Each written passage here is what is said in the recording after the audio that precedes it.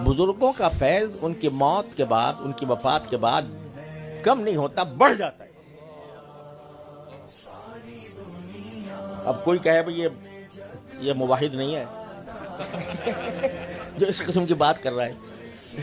شرک کی بات کر رہا ہے، لیکن حقیقت یہ ہے کہہ رہے بھائی اس دنیا میں دینے والی تو ایک ہی ذات ہے، کوئی اور ہے؟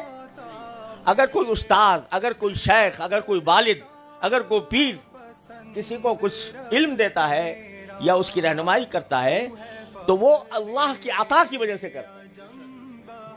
اللہ جس کو چاہے واسطہ بنا دے، وہ واسطہ بنا دے، وہ واسطہ چاہے تو کوہ طور کو بنا دے، وہ چاہے تو آگ کو بنا دے، اس کے ذریعے پہنچا دے، وہ جس کو چاہے واسطہ بنا دے، وہ واسطے کے ذریعے عطا فرماتا ہے۔ واسطہ جس کو چاہے بنا دے، وہ زندہ کو بنا دے یا مردہ کو بنا دے۔ تو اس لیے اللہ تبارک و تعالیٰ کی طرف سے جو فیض ہے وہ اللہ ہی کا ہے، عطا ہے، موتی حقیقی صرف ایک ہے،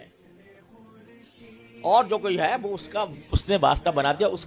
اس کو احسان ماننا چاہیے کہ اللہ نے مجھے واسطہ بنا دیا۔